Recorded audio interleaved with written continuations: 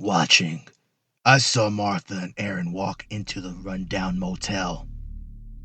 The once white building, now tinged yellow from the age, is not complemented by the rust-covered metal railing.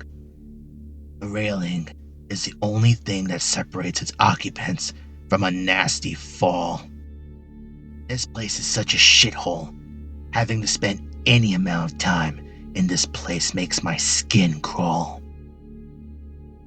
I can only imagine what the inside looks like. Hours passed by, and the couple had not exited the motel. God damn it! Of course these two would make my life fucking difficult. Sighing, I got up and out of the car. I grabbed my supplies and made my way to the motel, if it could be called that.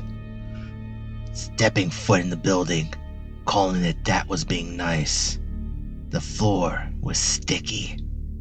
The building emanated a stench something akin to semen, piss, and something I could only describe. The way it smells when a cat took a shit and another cat ate it, then hacked up a hairball. Sitting at the counter was a greasy teenager with the stereotypical nerd glasses. I mean, this kid was a walking cliche, pockmark and all. His voice even made you want to punch him in the face. Can I help you, sir? You don't seem like our normal clientele. The kid said in a nasally tone. God, I mean, if I could shoot him, I would. But this is not why I was here. I'm looking for a couple that came in here a few hours ago. Sir, you know I can't give you that information. Listen, I'm being polite here. We both know what's going on here, and you can tell me what I would want to know, or I can just call the cops. He is my son. I just want to make sure he and his wife are safe. I put on my best I'm concerned father act by slapping a $50 bill on the desk. Please, I begged. Look, mister, I could get fired if I tell you where they are, but I need to go to the back room. Please be gone when I get back, He said as he pushed the logbook over to me with all of tonight's check-in. Room 213. Should have guessed his lucky number. Leaving then, I made my way outside. The cool spring air was refreshing after the pungent odors my nostrils were just assaulted with. Heading for the middle staircase. Fuck, even the stairs are rusted. I put my hand on the railing, and of course it was sticky. I was just praying that it was not bodily fluids. Yuck, please, God. Getting up the stairs and to their room, it occurred to me that I never grabbed the key. Here's hoping the door is unlocked, I grimly thought to myself. Grabbing the door handle, jackpot, it's unlocked. I was assaulted by a smell that would make most get sick and abandon their objective. However, I needed to do this. So, I slowly walked into the dark room, and nothing could be heard at first. The longer I listened, the more I could hear the slow, rhythmic breathing of two people that were fast asleep, probably sleeping off whatever poisoning they had injected into their veins. Turning the light on, full well knowing it would not wake them up. Fuck, at this point, a herd of stampeding elephants wouldn't wake them up. I spoke to myself, examining the room. God, what a bunch of animals. Bottles and needles everywhere. It makes sense they would have been here for weeks. It took me a while to find them. "Time to take you home, son," I whispered into his ear as I brushed his hair out of his eyes. Lifting him off the bed and taking him down to my vehicle, I put him in the back seat. Then I did the same with his wife. However, I was not quite so gentle with her. Leaning against the vehicle, I was breathing heavily.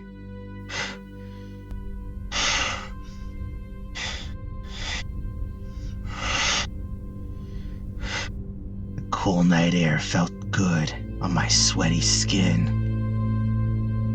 I may still be in remarkable shape for a man my age, but even for me carrying two strung-out junkies that barely weigh $1.20 each down a flight of stairs took a toll on me. Getting into the vehicle, turning the radio on my favorite station, a pastor was doing a sermon on the sons of the Bible and how God made Abraham almost sacrifice his son on the altar as proof of his devotion. Then, moving on to the prodigal son and how the father's love outweighed the wrong his son had done. How upon the return of the son, he clothed him, held a feast for him, and welcomed him back with open arms. The drive took a few hours. I drove on listening to the radio to keep me awake. None more dangerous than the trance the passing lights could put on you. However, before I knew it, we were outside our destination. Pulling my vehicle as close as I could to reduce the amount of effort I would need to move these two into the building, I went down the stairs and opened the basement floor. Few people use this room, so not only would I have the privacy I needed, but it made it easy to get what I needed set up, with no one seeing or asking unwanted questions. Walking down the concrete stairs and opening up the old wooden door, it had not been open in years. The hinges were squeaking loudly in the quiet of the night. Looking around, thankful at this hour there was no one at the church. We had just recently moved our congregation here, so the basement was not fully furnished yet.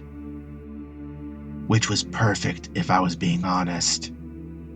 The strong, earthly smell from the dirt floor. The vegetation growing on the walls was pleasant after the motel. In the middle of the room sat two metal poles with IV bags of morphine. As well as two chairs attached to each pole was a control for the IV pumps. However, they controlled the opposite pump. Next, getting my son strapped to the first chair and gently placing the needle into his arm. Then, doing the same to my daughter-in-law. I strapped them down. Can't have them escaping. At least not until the lesson is over. I was walking back up to the vehicle to retrieve my bag. There was not much time to do what I had to do. But it would be done regardless. All the prep work had already been done after all. I grabbed the smelling salts, first waking up my son, then my daughter-in-law. They woke up at first, but they had no idea what was going on. Quickly, my son's mind started to clear. He began to realize his unfamiliar surroundings, and he struggled against his bonds. Moments later, his wife began to do the same. They started to scream for help. Gagging them. That's what I forgot. Oh well. Like I said earlier, no one was around to hear them, I smugly thought to myself. Stepping out of the shadows, I spoke their names. Martha, Aaron. Come on now. No need to act like a couple of heathens. Well, more than you have already. My voice was sharp, and they both stopped to listen. D- d- Dad? Is that you? He whimpered pathetically. Yes, my son. It is me. I have come to bring you home and back into the loving embrace of God's love. I stepped closer to him, placing my hand on his shoulder. What are you doing, Dad? You can't do this. Let us go, please. Dad! He begged me, and it broke my heart. When did my son become the pale excuse for a man? You used to be a strong, shining example of a good Christian man.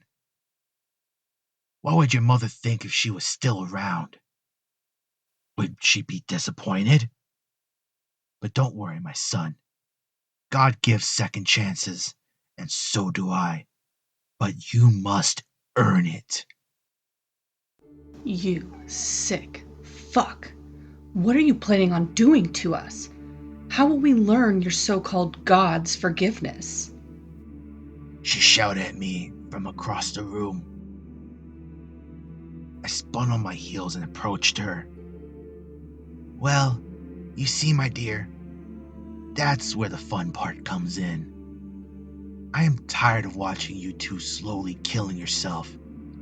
See, suicide is one of the unforgivable sins.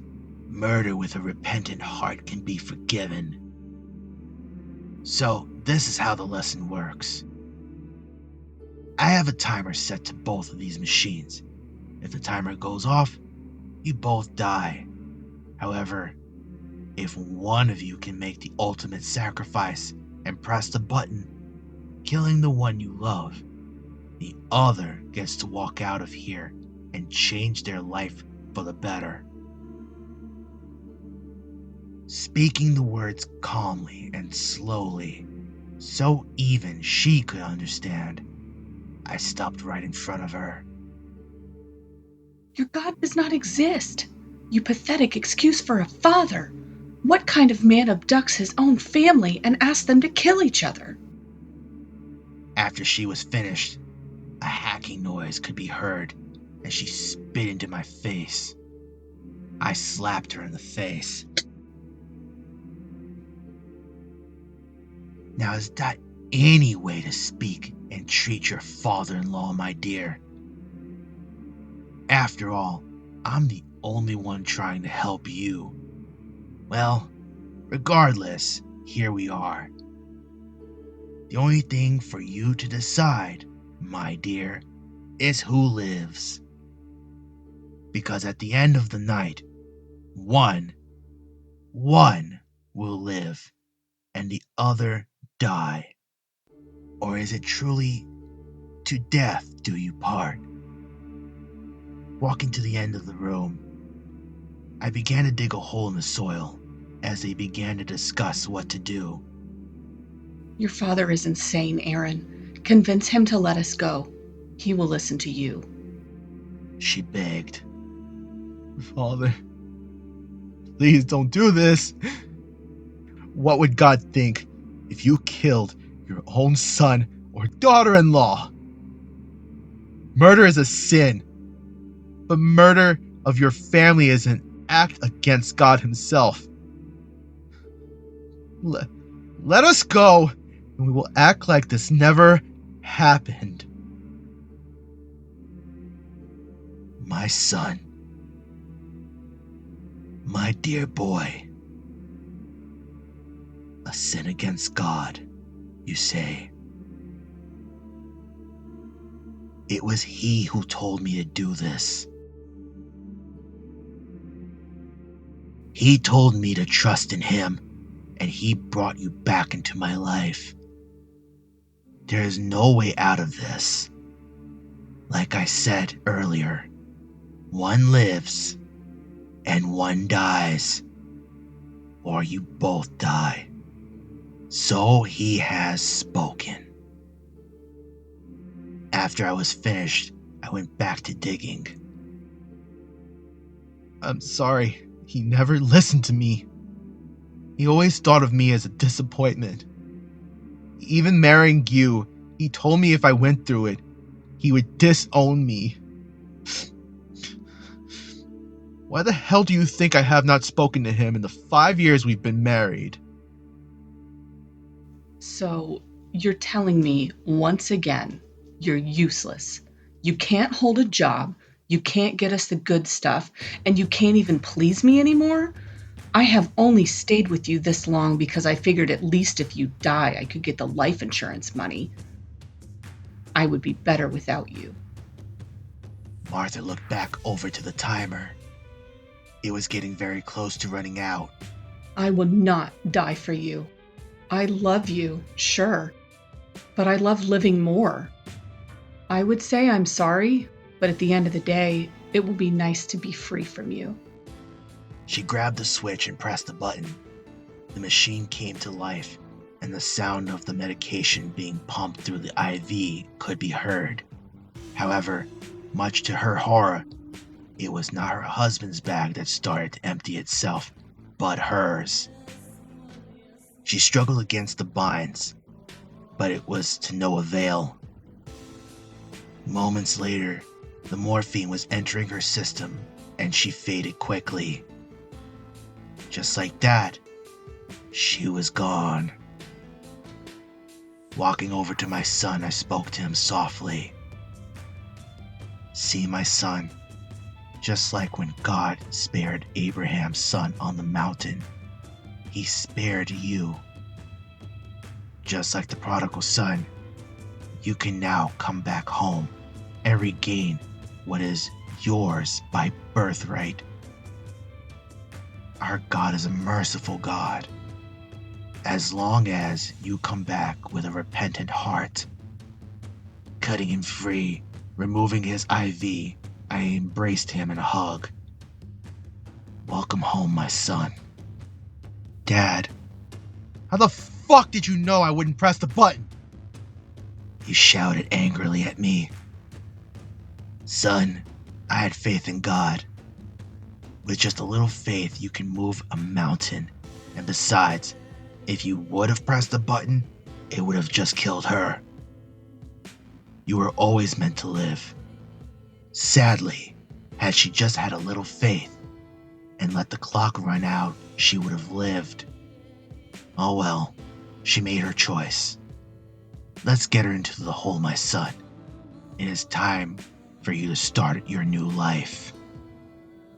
After we finished burying her body, I drove my son to a rehab facility. The police did come by, looking for Martha shortly afterwards. It didn't take much to lead them to believe she just skipped town, leaving her husband behind. She was a druggie, and everyone knows they do odd things after all.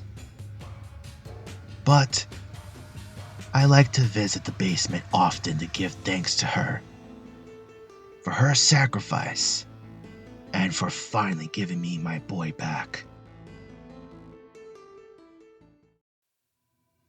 I hope you guys enjoyed our newest narration. A very special shout out goes to PA Nightmares for lending his story to us. I know he wanted to be a part of this story as well, but I really wanted to try a different range of vocals for this one. If you liked it, please let me know in the comments below and I'll try to do more of that. It just really hurt my voice. That's why there was so many takes. I would definitely love to hear your voice. Oh my goodness. I would definitely love to hear your feedback as to what we can do to improve our narrations for sure. I know we don't always respond to them, but trust me when I tell you, we even bought a new microphone just because we're listening to every one of your critiques to the best of our ability and doing what we can. Just, obviously we can only do so much. So that is that. If you did like the video, however, if you could hit the like button, subscribe for more content, and hit the bell notification, that would definitely help the channel to grow. Another thing you can do is you can join our Creatures of the Night, like Lucy Rosado, who became our very first Darkling. You can join us there at patreon.com. If not, it is not necessary. It's just if you could help out a little bit more, please feel free to do so. I think that'll be it. So, I am Shade of Dark Little Voices, along with my wonderful, beautiful, and very intelligent co-host, Decay. We are Dark Little Voices. And remember, we're always watching.